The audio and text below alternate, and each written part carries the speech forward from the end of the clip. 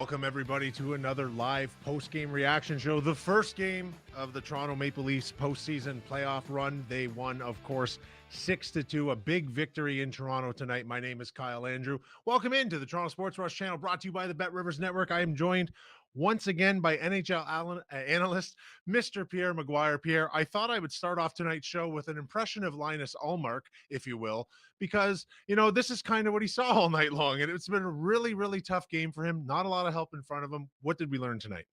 Well, we learned number one that the Toronto Maple Leafs 82 game preparation for this playoff series was worth it. They were physical, they were fast, they were shot blocking, they were more disciplined than the Ottawa Senators. And the biggest thing is they were able to establish playoff presence in the opposition slot. They had big bodies there. They went after the right defense of the Ottawa Senators. They cleared the crease pretty well in their own zone. They did a lot of things you have to do to win in the playoffs. Ottawa was lacking discipline. They did have chances. That's something Toronto's going to have to clean up. But we learned a lot about the 82 game prep for Toronto, and it was worth the wait.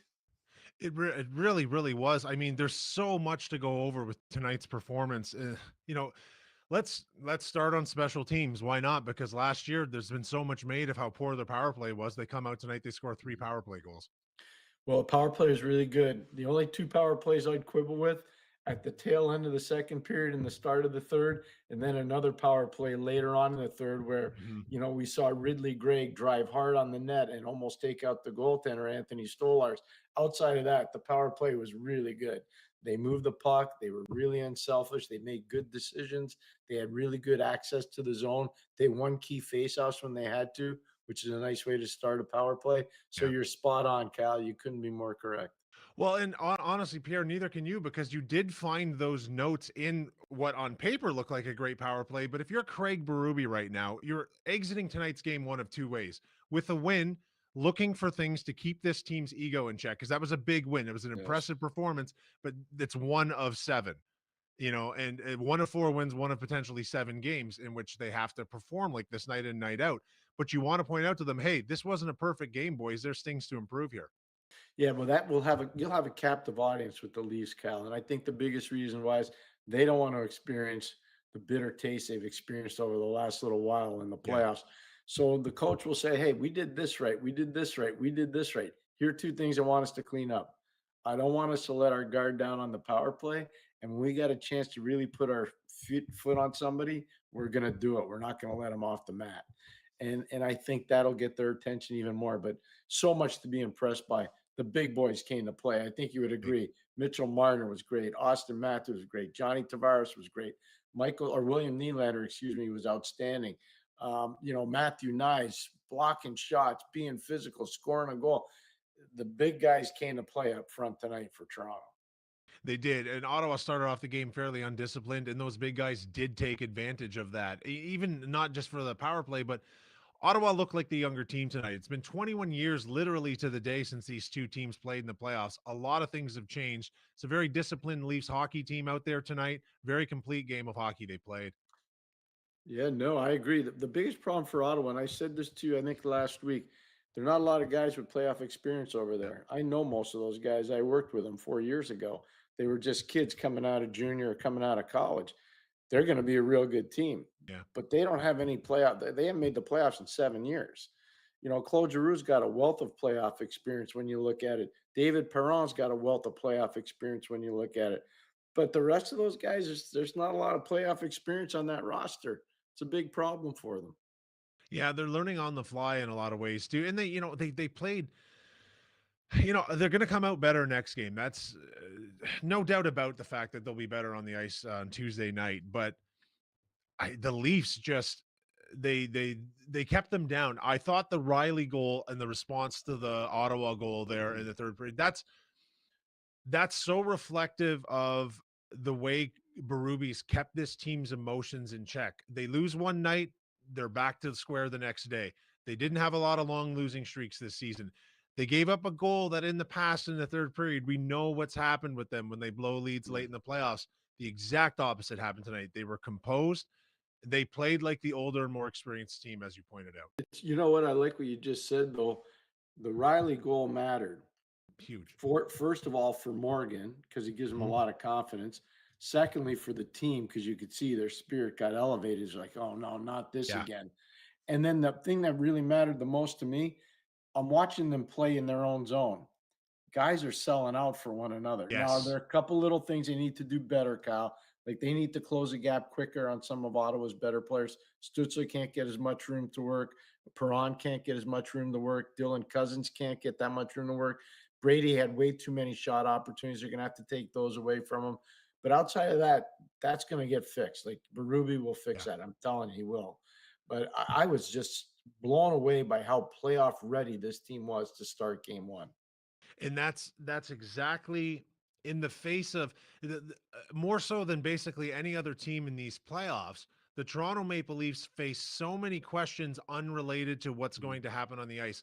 They're facing questions from years past. I mean, you look, it's been 24 years since the Toronto Maple Leafs had two defensemen score in a hockey game in the playoffs. And Yeah. tonight that happened. It's just, they have so many questions to answer, and they frankly shut everyone up with tonight's performance. You've pointed out some great things they can work on, but there's no such thing as a perfect hockey game. They No. have shown that they're ready, and we've been speculating all year long whether come the playoff time this team would be ready. They are. You know what was really cool to your point to build off it? Oliver Ekman Larson scored the first goal for the Mhm. Leafs this year. That was a beautiful goal. It's a transition goal, jumping into the rush, outstanding. But you watch his partner, Simon Benoit. Those two guys are playing in the 5-6 hole for Toronto on Fantastic. defense.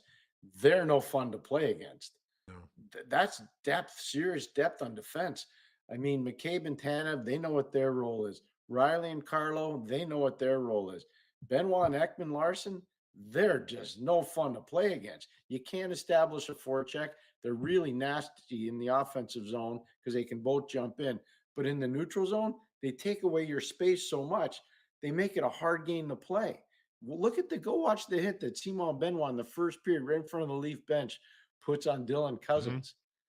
That's what I'm talking about. Like that's hard hockey. That's playoff hockey. And that's your 5-6 hole defenseman. That's really good. Yeah, I'm surprised they've adjusted to playoff style hockey as quickly as they have. They played a different. Ottawa attempted to make this game exceedingly rough throughout the whole night. When they Mhm. couldn't keep up with them on the score sheet, they tried to beat them up. And the Leafs managed to not only answer that call as well as they needed to, but stay disciplined in the process. They didn't take, yeah, they gave up effectively a shorthanded goal during the delayed penalty there, but otherwise they played a pretty disciplined hockey game. In the last flurry, everyone, including my sister, got a 2-minute minor. But I mean that's just fun old style hockey, right? It's Easter. She's feeling lazy. We ate a lot today.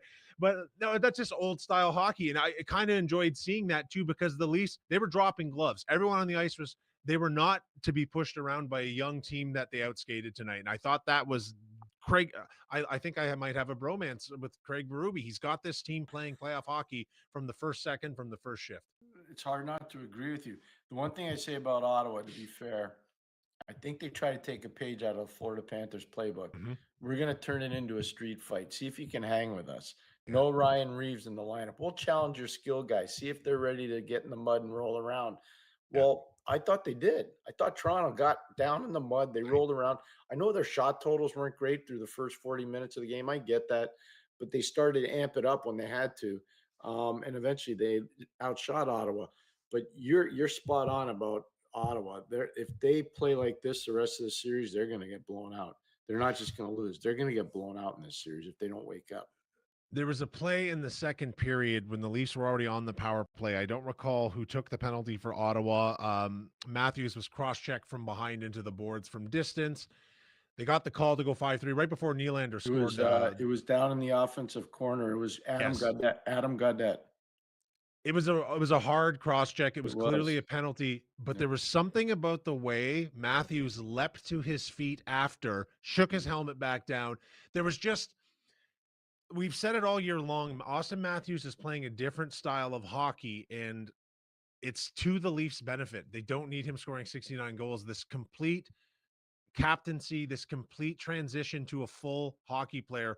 That little moment to me was one of those things where, your team's watching that, how quickly you get up and jump back into the play, ready for a 5-on-3. Great point. Totally a great point. Look at the Mitchell Marner goal. It's another Austin Mhm. Matthews moment. Yeah, beautiful. Hard defensive stance, great play. blocks the puck down, takes it away from the fellow he's guarding, makes the long stretch pass to Marner, who's in behind Jensen, and it's a breakaway goal, and it's 2-0, and Yeah. everybody's having fun in Toronto. That's all because of good defense. Good defense leads to better offense. Austin Matthews was a full, to your point, Kyle, he's a full 200-foot player. He was really, really good tonight. Yeah, and we can go blue in the face talking about this defensive hockey team because it's always the core for this, the core for that, and now all of a sudden they have three defensive pairings absolutely ready to go. You're talking about the 5 and 6 tonight, arguably the best pairing of the night, certainly well-rounded. This is a defensively strong and defensively minded hockey team that happened to score 6 goals tonight. You know what else I like? We've talked about this before on the show. The size on the left wing. Yeah. Nyes is a big guy. McMahon's a big guy. Lorentz is a big guy. I know Domi's not a big guy, but he plays like a big guy.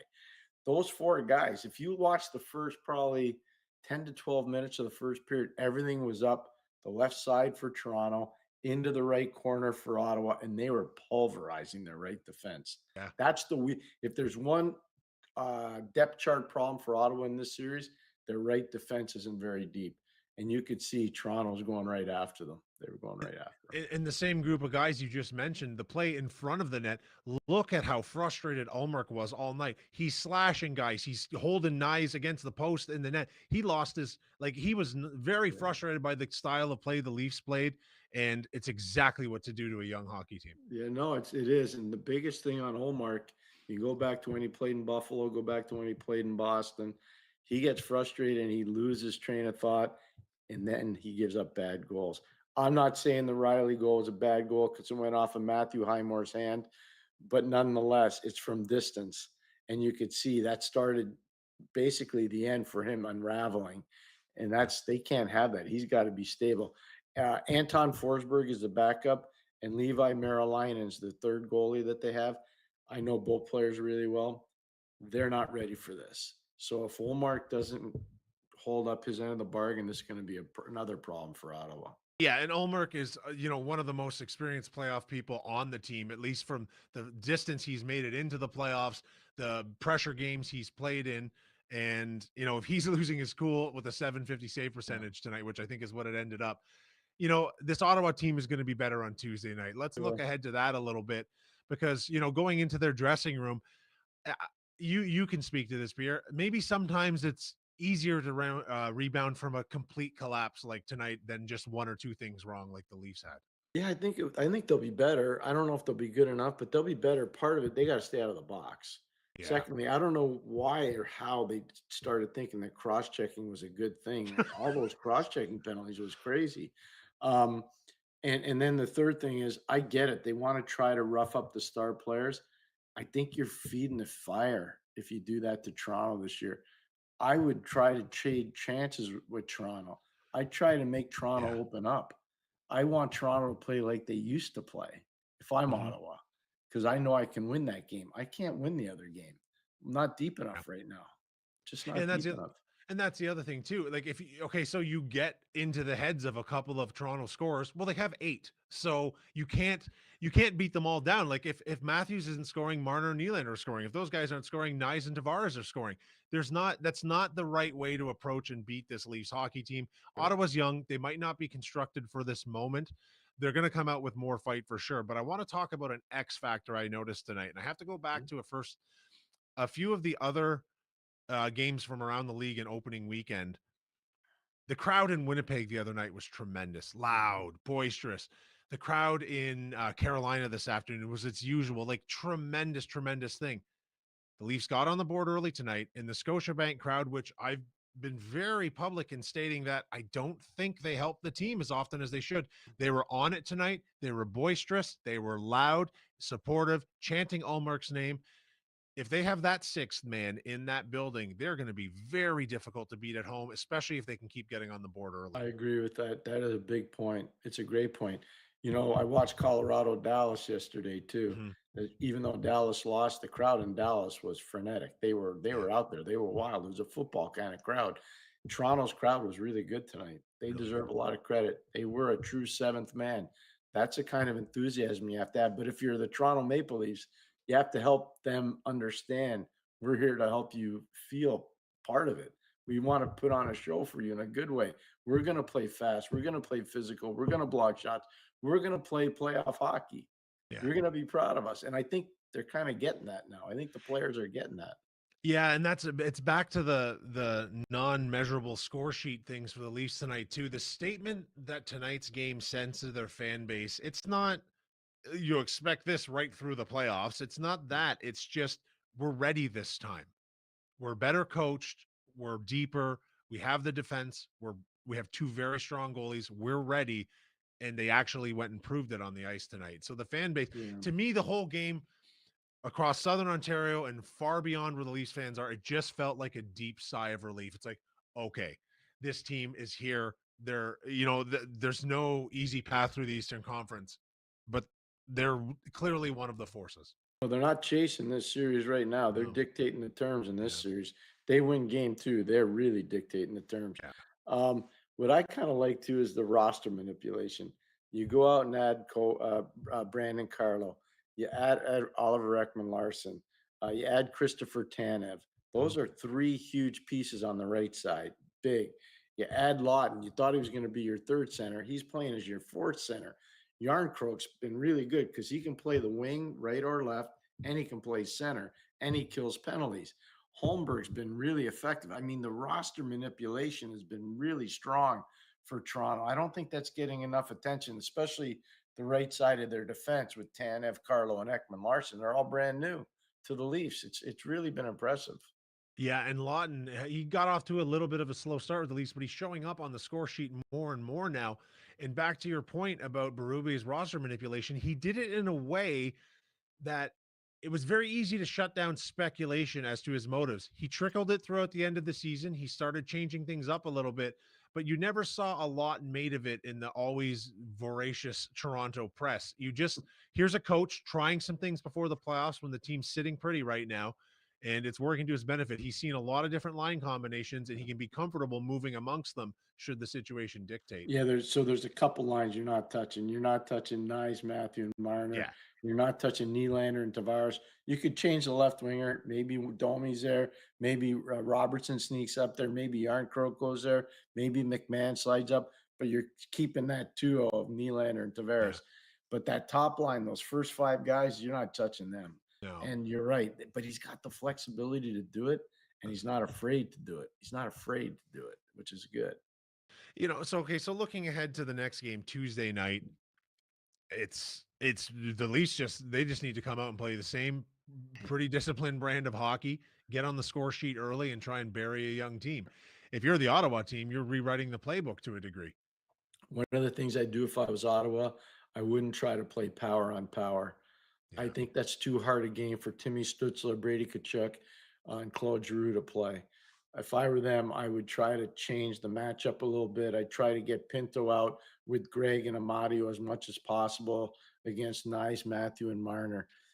It's easier said than done when you're on the road, like Ottawa will be, but I think they can do that. I wouldn't just say, yeah, we're going to play power on power. I don't think that's a good matchup for Ottawa, and I think it's a very good matchup for Toronto.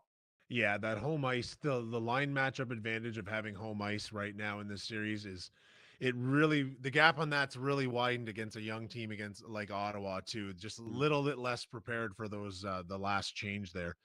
So I mean, it's a playoffs. We're looking at other teams. Let's look around the league a little bit. Carolina had a big win, but let's look ahead to tomorrow. We got a lot of Canadian teams Mhm. in action. Montreal starts their series in Washington tomorrow night. What are the chances that they can pull an upset in this series? It's going to be really hard. This is not a typical Washington team. This is a four-line deep team. Nick Dowd might be one of the best depth players in the National Hockey League. He's coming off a career year for goals. Their size and defense is massive. They're really deep down the middle. The only unproven part of the Washington Capitals game is really their defense. Or sorry, not their defense, their goaltending. Mm-hmm. And so, Kyle, I worry about that. But for Montreal, they're not very big. And this is my biggest concern. Tommy Wilson gets physical and says, you know what, I'm going to go take out, Lane Hudson. Yeah, Not in the dirty way, but I'm going to hit him. in the Tom Wilson way. In the Tom Wilson way. And now Josh Anderson's probably going to have to stabilize because he's already fought Wilson this year. it's not one of those series that's friendly for Montreal. I know everybody in Montreal is excited about it. I'm excited they made the playoffs. I Yeah. don't know if this is a real good matchup for them to be playing Washington. Yeah, I don't think Washington's not a really great matchup for anyone right now. But I mean, making the playoffs is a victory. Again, this is a rebuilding hockey team, a little bit Mm. ahead of schedule right now, and Yep. they were exciting. The way they made the playoffs was exciting. The last few games were exciting. So we once again have another Canadian team. Of course, the Edmonton Oilers are playing the Los Angeles Kings. Another series that starts tomorrow night. Again, should be good hockey. A lot of questions going into that series. Questions for Edmonton more than I think for LA. LA's Yeah, got the best home record in the National Hockey League. They had 31 wins. Only Carolina had the same amount of wins, but Carolina had more losses and less ties than what LA had. So here's what I'd say. I'd say for Edmonton, they got to try to get one of the first two in LA. And if yeah, they don't, it's a real tough series for them to win. The biggest thing about LA is how good they are defensively. LA's arguably one of the best defensive teams in the league. Nobody's talked about them the whole year. They've just yeah, been they're out there on the West Coast. We don't pay attention to them, yeah. but they're defensively been outstanding. DJ Smith, the old coach in Ottawa, deserves a lot of credit. He's been working with their defense. He deserves a lot of credit for what he's done there. Yeah, that's a very tough matchup for an Oilers team who've been up again, down again, kind of all season long.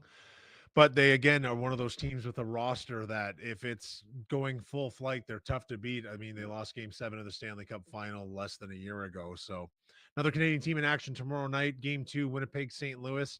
Incredible crowd in Winnipeg on game 1. St. Louis, the game Winnipeg closed that game like the best team in the NHL. They didn't start the game that way. What do you Mhm. expect game 2 there? A little bit of the same, but I think St. Louis will be better, especially Yeah. defensively. I didn't think Colton Parayko had a very good game. They need him to. I didn't think Justin Falk had a very good game for St. Louis. They need him to. The overall depth of Winnipeg was very impressive at key times in that game. Mhm. Thought Adam Lowry was outstanding in that game. Obviously, Shifley made a big time play to Kyle Connor for the go ahead goal that eventually leads to being the winning goal. There's a lot to. I'm still concerned about Connor Hellebuck. I don't know about you, Kyle. He gave I up 3 goals in the upper part of the net yesterday, and he didn't look comfortable. He just did I not look comfortable.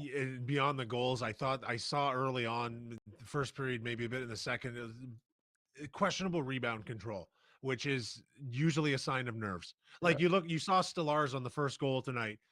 He flubbed the rebound. He gave up a bad rebound, and he knew it. He caught himself. He had his head down. He shook his head. That one's on me, boys. But I thought Hellebuck was kind of waving at the rebounds a little bit last night. Settled down. But again, this is one of those people who all the questions you have to answer start now in the playoffs for him because he's proven himself beyond that. No, it's But it's true. It's tough. really true. One thing I'm glad though for to watch this Winnipeg series, people get to see how good Josh Morrissey is. Yeah, I know a lot of people say they're hockey fans, but they don't watch Winnipeg play 82 games unless they live in Winnipeg. They're not doing that. This fair. this guy this guy's really good. Like he's really a good player. Yeah, I mean, just it's a Toronto sports show, but all Canadians would like to see the teams do well. We're going to lose at least one in the first round because of the Leafs series, but it would be nice to see Winnipeg go on a run and also exercise some of what are becoming their demons as well. They've been Yep. one of the better teams in the National Hockey League for years now, but they don't have the playoff record to show for it. Yeah, no, that's exactly right. Wouldn't it be something though if you could ever get Winnipeg all the way to the final and Toronto all the way to the final? That would be something else. Yeah, I would probably have to console Gary Bettman for the American TV ratings, but Yeah, I mean, it would be great hockey to watch. It'd be the Canadian it would boon. be unbelievable. And then, of course, one last game tomorrow night, a series that I think I might have been looking forward to this one as much as any. Colorado and Dallas. Game 1 was, would it end up 5-1? But it wasn't a four, 5-5-5-1. but it wasn't really a 5-1 hockey game. The fourth No, was an empty no, netter, and the fifth yeah, was a Dallas had just left the building at that point. A little yeah. bit closer than the scoreboard reflected, but really good hockey being played out in Dallas. Well, I think the biggest problem for Dallas, you could see how much quicker Colorado is. They're just Yes. quicker right now. And, Nathan McKinnon, he just went to another level. And think about it, there's a potential for them to add Gabriel Landeskog. I Yeah. mean, that's pretty scary. One of the nicer goals you'll ever see is, the Makar and Taves tandem back there and Josh Manson moving the puck over to Devon Taves for a beautiful goal last night. There's a lot to like about Colorado. And how Mhm. about Mackenzie Blackwood in goal. I Well, mean, he was, he was really good. he's a young guy, this is a stage for him that he's got the team in front of him. He could be a big story for that hockey team. He was a big story for them last night. I thought he made some great saves. I thought he looked calm and steady. And if that Colorado team is the team that's going to show up throughout the playoffs, I would not even be slightly surprised to see them in the final. No, in fact, I have them getting to the Stanley Cup You do. final, and I have them playing the Toronto Maple Leafs in the Stanley Cup final. Well, I mean, 6-2. We might as well just plan the parade Just route put them now. in And that's right how I, now. Forget. that's, Let's just go right now. yeah, it just kind of is what it is. And let's circle back to the Leafs before we close out the show tonight, because something I wanted to mention off the top and forgot, the Leafs have their full lineup back. Everyone is in the lineup. Everyone is healthy as of right now. We don't know post-game reports. Who really knows? But that's so big for them moving forward in the playoffs. Okay, they have no excuses. They know that. They have a full lineup. They have, maybe the best 3 and 4 lines of defense and offense in the NHL as a whole, on paper at least. How big is it for them knowing with their depth, having a full roster? They obviously want to take a 2-0 lead back up the 401 and really put the pedal. And and then the goal there is take one of two in Ottawa, if not both. But having that full roster affords them the depth that high salary cap as they approach. They couldn't sit anyone in the last game of the year because of the Yeah, salary cap you know issues. it's good. You could see Berube was rolling his lines as the scoring became greater. Yeah. Our players could get more rest. The more you can rest those guys in games, the better it is long term. Yes. And the faster you can get out of series, it's even better for you long term. Yes. So, tonight was a good step for Toronto. I'm telling you, I'm not overrating this either. They've been my team right from the start this year. I said it many times. It's the best Leaf team I've seen since Pat Quinn coached there, and I'm staying with that. But I saw things tonight that said these guys are ready to play playoff hockey, and that's really impressive and exciting. And to what you just said as well, too, not only that they're rolling the lines more, you're getting more reps in for the third and fourth line guys that Mhm. every night, night in, night out, playoff hockey is different. Everyone knows playoff hockey is different. And those guys to see more ice time, that could be a huge key moving forward when the starters need some rest. Yeah, no, I totally agree with that. Lawrence is a big guy. Lawton's a big guy. Yarncroke's got amazing hockey sense. He's not shy. And you look at Holmberg and McMahon. I mean, those guys are good players. Robertson gives you great offensive depth and skill for your third or fourth line, Yes. depending on how they want to use them. So there's a lot to like about what Toronto's doing right now. I'm not going to be shy about this. For a lot of years, I didn't think the Leafs were very good, and I thought they were vastly overrated. I don't think they are anymore. I think they're legit. Yeah, I think if you follow this game, if you talk about this game, you're observing this game. If you're saying anything otherwise, that this is clearly one of the best teams in the NHL. They're certainly capable of being the best team in the Yes, NHL. they are. All they have to do is execute on that for 15 more wins, and I agree. that's what this hockey team is capable of. To me, with the history and everything, we have to at least get them into the conference finals to, calm everyone down. But this team should be ready and prepared for a cup run. And it seems like all the pieces from the coaching staff to the backup goaltending are all in place. Well said, my friend. Kyle, well said. All right. Well, pretty impressive start for the Toronto Maple Leafs. 6-2 victory over the Ottawa Senators in the Big 401 series. 21 years to the day that they last played in a Game 7 in the NHL playoffs against one another. We will be back with more post-game coverage here live on the Toronto Sports Source channel, brought to you by the Bet Rivers Network. Once again, my name is Kyle Andrew, joined by the incredible NHL analyst, Mr. Pierre McGuire. Thanks for joining us.